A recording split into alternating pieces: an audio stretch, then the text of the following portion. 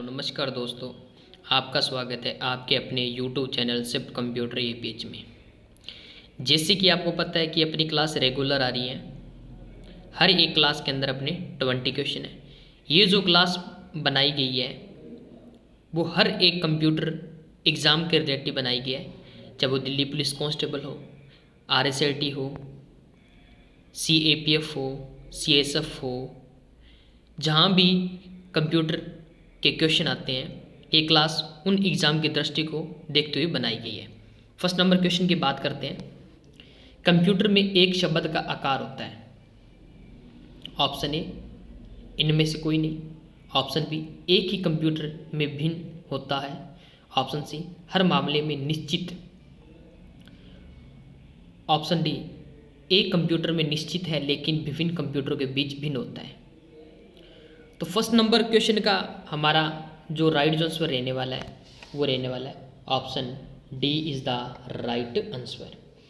एक कंप्यूटर में निश्चित है लेकिन विभिन्न कंप्यूटरों के बीच भिन्न होता है, ये हमारा क्या राइट आंसर रहने वाला है।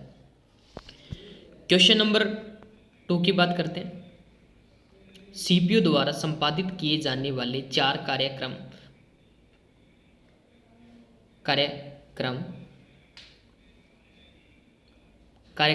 कुशल परिवर्तन एवं उत्पादन परिणाम प्रदान करना। ऑप्शन ए संकल्पना।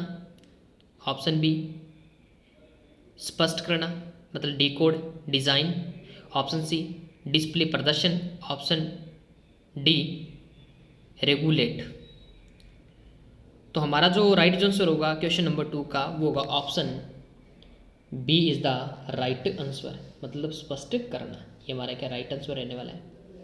अगर मैं एक्सप्लेन की बात करूँ, CPU की फुल फॉर्म होती है सेंट्रल प्रोसेसिंग यूनिट। इसे कितने भागों में बांटा जाता है? 3। 1 नंबर ALU, 2 नंबर CU और 3 नंबर MU। अब बात करते हैं ALU की full form arithmetical logical unit और CU control unit, MU memory unit.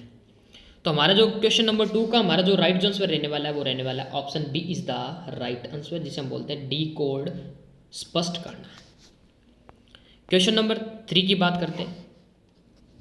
Data processing चक्र के चरणों के सही क्रम को पहचाने कि जब कंप्यूटर कोई भी इनपुट टाइप करता है फिर उसके बाद कौन से क्रम में दिखाएगा, उसके बाद कौन से क्रम में दिखाएगा और उसके बाद कौन से क्रम में दिखाएगा। Option A input stage, output stage, processing stage, storage stage. Option B input stage, processing stage, storage stage, output stage.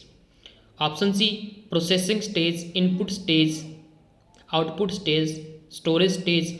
Option D input stage, processing stage, output stage और स्टोरेज। तो हमारा जो क्वेश्चन नंबर 3 का जो हमारा जो right answer रहने वाला है वो रहने वाला option D is the right answer.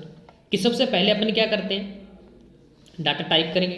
Data type करने के लिए अपने क्या करना पड़ेगा, इनपुट के बाद प्रोसेसिंग के बाद क्या दिखाएगा, आउटपुट के बाद कहाँ दिखाता है अपने को, स्टोरेज के अंदर। तो हमारा जो राइट आंसर होगा वो होगा option D is the right answer question number 3 का। क्वेश्चन नंबर 4 की बात करते हैं। क्वेश्चन नंबर 4 HDMI का पूर्ण रूप पूछा गया। Option A high definition media interface. Option B high display media interface. Option C high definition multimedia interface. Option D high display multimedia interface. तो हमारा जो राइट आंसर रहने वाला है वो रहने वाला option C is the right answer, high definition multimedia interface. ये हमारा क्या राइट आंसर रहने वाला है। अगर मैं बात करूं VDU का मतलब वर्चुअल डिस्प्ले यूनिट क्या होता है, और VGA का मतलब क्या होता है, विजुअल ग्राफिक्स एरेजी। क्या होगा, ऑडियो होता है। ये हमारा क्या राइट आंसर रहने वाला है ऑप्शन 4। क्वेश्चन नंबर 4 का right answer option C is the right answer. Question number 5 की बात करते हैं। पहला electronic numerical integrated and computer, पहला प्रोग्रामेबल जनरल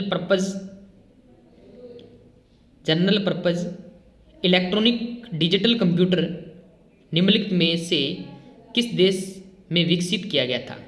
ये हमसे पूछा गया। ऑप्शन ए चीन, option B United, option C Japan, option D United States of America.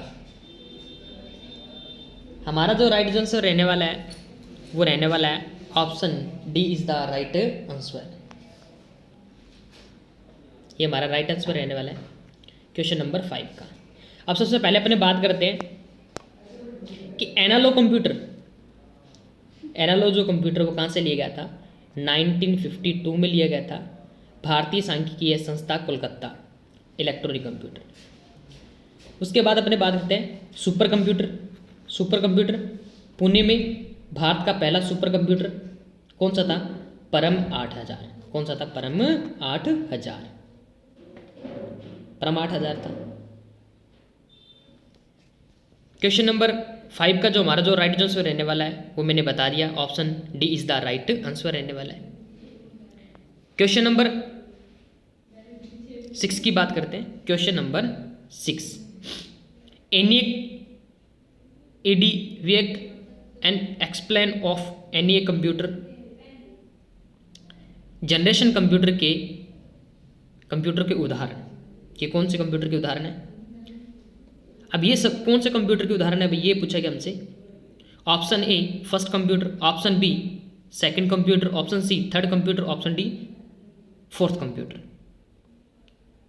तो हमारे जो राइट आंसर रहेगा 6 नंबर क्वेश्चन का वो होगा option A is the right answer, first computer, मतलब फर्स्ट जनरेशन, जिसे हम बोलते हैं फर्स्ट जनरेशन। ये हमसे पूछा गया। अब देखो फर्स्ट के अंदर क्या हुआ? वैक्यूम ट्यूब इस्तेमाल हुआ। किसका इस्तेमाल हुआ? Vacuum tube. सेकंड के अंदर क्या हुआ? ट्रांजिस्टर के अंदर क्या यूज किया गया था?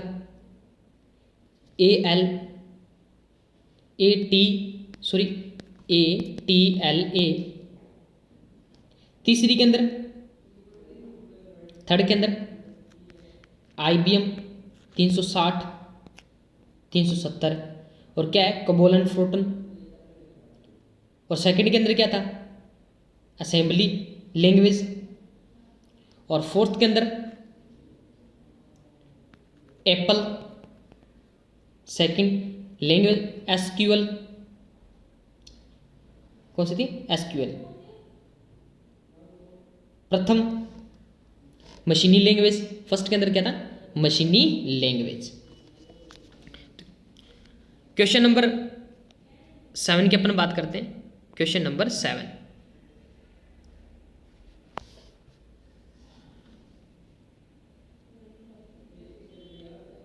Question number 7, the terms PCXT means शब्द PCXT का आशय, मतलब हमसे पूछे गए शब्द का नाम क्या?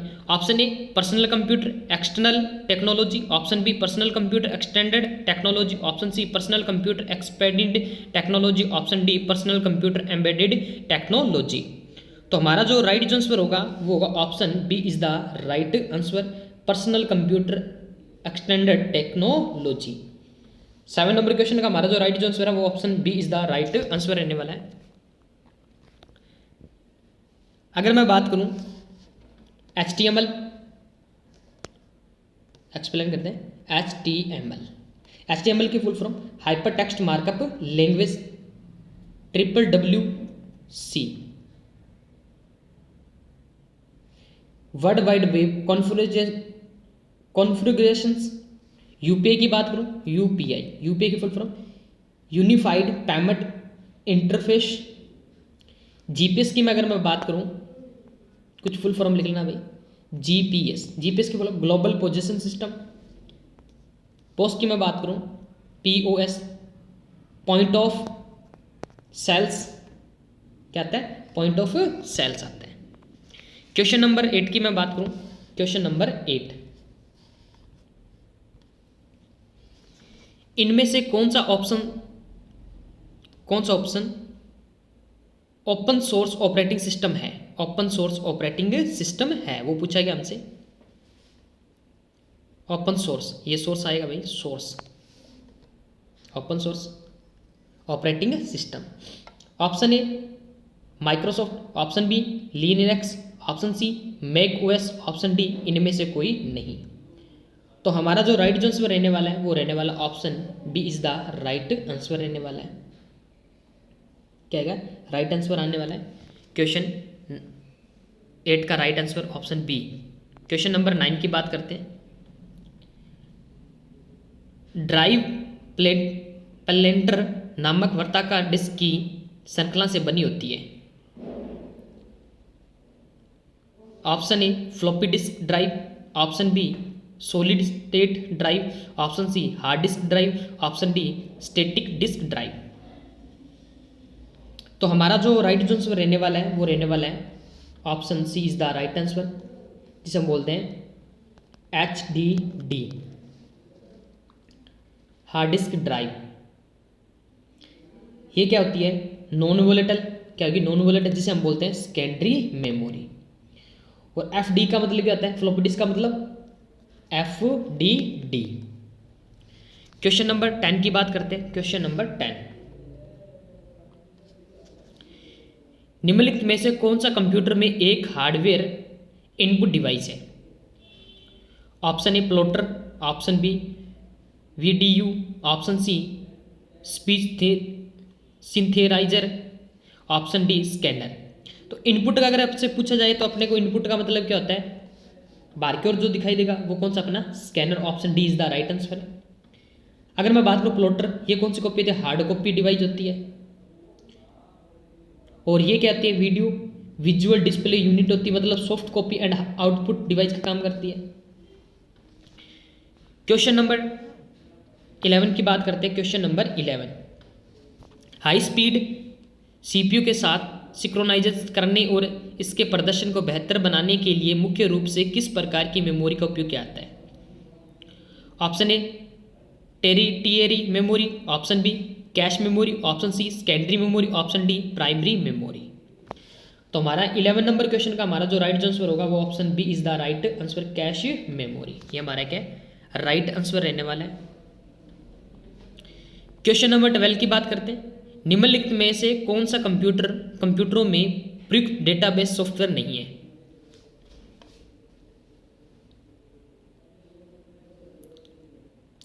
Option A Oracle, option B fire pro, option C MS word, option D MS access. MS word नहीं है, MS वर्ड नहीं है, इसे हम क्या बोलते हैं? MS वर्ड कहते हैं। Option C is the right answer.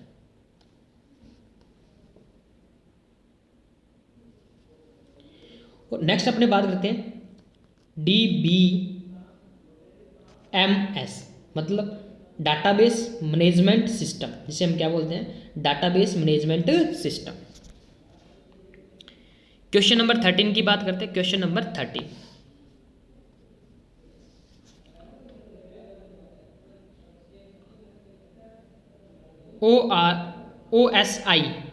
OSI स्तर लेयर जो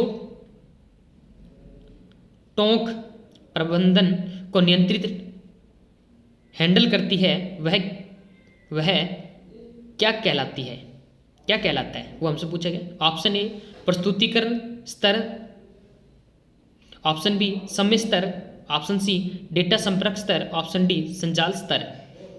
तो हमारा जो राइट जो आंसर रहने वाला है वो रहने वाला है option B is the right answer, session layer, समय स्तर सेंसन लेयर। नेक्स्ट अपने बात करते हैं OSI, जिसे हम बोलते हैं 7 लेयर। ओपन IC ऐसे सिस्टम और I से इंटरजेक्शंस। क्या होता है? इंटरजेक्शंस। क्वेश्चन नंबर 14 की बात करते हैं। क्वेश्चन नंबर 14, निम्नलिखित श्रेणियों में से कौन सबसे छोटे भौगोलिक क्षेत्र का नेटवर्क है? Option A MAN, option B PAN, option C LAN, option D वैन। मैन की full form metropolitan area network. क्या होती है? मेट्रोपॉलिटन एरिया नेटवर्क, जो क्या काम करता है? 10 किलोमीटर से लेकर 100 किलोमीटर की दूरी तय करता है। पैन क्या होता है? Personal area network. क्या होगा? पर्सनल एरिया जो छोटी दूरी तय करता है। लेन क्या होता है? लोकल एरिया नेटवर्क, जो क्या काम करता है? 1 सेंटीमीटर से लेके 1 किलोमीटर की दूरी तय करता है। और वैन क्या होता है? वाइड एरिया नेटवर्क, जिसकी दूरी क्या होती है? असीमित होती है, जो क्या काम करता है? एक देश से दूसरे देश तक भी हो सकता है, एक द्वीप से दूसरे द्वीप तक भी हो सकता है। तो हमारा 14 नंबर क्वेश्चन का हमारा जो राइट आंसर रहने वाला है वो रहने वाला option B is the right answer, जिसे हम बोलते हैं पैन। पैन का मतलब personal area network. Question number 15 की बात करते हैं। क्वेश्चन नंबर 15, एक लीनियर लेन आर्किटेक्चर जिसमें नेटवर्क पर विभिन्न स्टेशनों से प्रसारण माध्यम की लंबाई में पुनः प्रस्तुत किया जाता है और उस नेटवर्क पर अन्य सभी स्टेशनों द्वारा स्वीकार किया जाता है के रूप में जाना जाता है। Option A mesh topology, option B bus topology, option C star topology, option D cell topology. तो हमारा जो राइट आंसर होगा वो होगा option B is the right answer, जिसे हम बोलते हैं bus network topology. Bus network topology. Next अपने बात करते हैं फुली कंडक्टेड टोपोलॉजी। कैप्सेबल्स केबल के द्वारा, कैप्सी केबल्स के द्वारा कौन सी होती है? बस network topology. Bus network topology को हम क्या बोलते हैं? Backbone cable. क्या बोलते हैं अपने? बैकबोन केबल भी कहते हैं। क्वेश्चन नंबर 17 की बात करते हैं। Question number 16 sorry, question number 16, जब एक ईमेल किसी यूजर द्वारा दूसरे यूजर को भेजा जाता है तो प्रेषक को आमतौर पर भेजे गया ईमेल फोल्डर में मिलेगा। Option A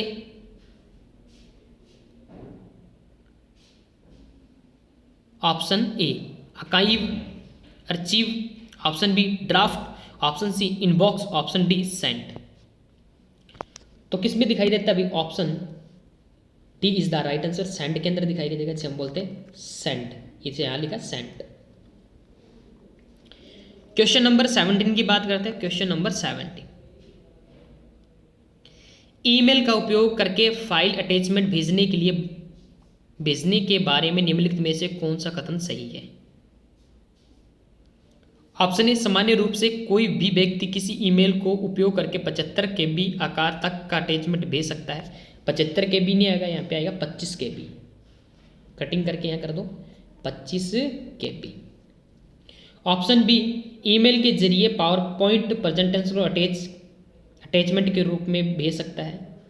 option C word दस्तावेज और स्प्रेडशीट फाइल को एक ईमेल में अटैचमेंट के रूप में नहीं भेज सकते। ऑप्शन डी एक ईमेल में केवल एक फाइल अटैचमेंट भेजा जा सकता है। तो हमारा जो राइट आंसर होगा वो होगा option B is the right answer. Email के जरिए पावर पॉइंट प्रेजेंटेशन को अटैचमेंट के रूप में भेज सकता है। ये हमारा क्या राइट आंसर रहने वाला है। क्वेश्चन नंबर 18 की बात करते हैं। क्वेश्चन नंबर 18, माइक्रोसॉफ्ट वर्ड में मौजूदा दस्तावेज खोलने के लिए कीबोर्ड शॉर्टकट की क्या है? Option A Alt+N, option B Ctrl+O, option C Ctrl+N, option D Ctrl+O। तो हमारा जो राइट आंसर रहने वाला है वो रहने वाला है option D is the right answer, Ctrl+O। और इसकी शॉर्टकट की क्या होती है? Ctrl+F12। Ctrl+N से क्या होता है? न्यू पेज होगा। Alt+N से क्या होगा? इंसर्ट टैब अपने ओपन कर सकते हैं। क्वेश्चन नंबर 19 की बात करते हैं। क्वेश्चन नंबर 19, आपको एक मौजूदा वर्ड डॉक्यूमेंट को किसी अन्य नाम से सेव करने की आवश्यकता है। आप निम्नलिखित में से किस विकल्प का उपयोग करेंगे? Option A save as, option B save, option C insert, option D edit. Save as की जो बात करते हैं अपने, सेव एज और जो हमारा जो राइट जो आंसर होगा वो होगा option A is the right answer, जिसे हम बोलते हैं सेवेज। इसकी शॉर्टकट की F12। सेव करने की शॉर्टकट की Ctrl+S से सेव होता है, और आप क्या कर सकते हो Shift+F12 दबा के भी क्या करते हो फाइल को सेव कर सकते हो। क्वेश्चन नंबर 20 की बात करते हैं। क्वेश्चन नंबर 20, ईमेल का आविष्कार किसने किया? Option A Tim Berners Lee, option B James Gosling, option C Vinton Cerf, option C Shiva Ayyadurai. तो हमारा जो राइट जो आंसर होगा वो होगा option D is the right answer होगा।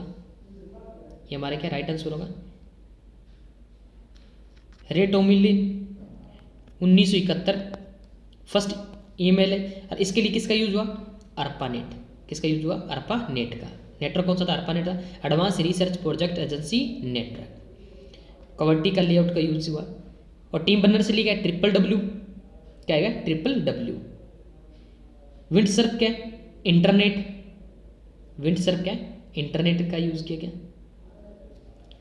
सभी स्टूडेंट कमेंट सेशन में मेरे को जरूर बताएं कि आज की क्लास में से आज का आपका कितना स्कोर रहा, और सभी स्टूडेंट क्लास को ज़्यादा से ज़्यादा लाइक करें, शेयर करें, सब्सक्राइब करें और बेल आइकन करें प्रेस, ताकि जो भी आपका कंप्यूटर के रिलेटिव एग्ज़ाम है वो आपका अच्छे तरीके से क्या हो, क्लियर हो, कि आपका कोई भी ऐसा क्वेश्चन आपका कंप्यूटर के रिलेटिव न छूट सके।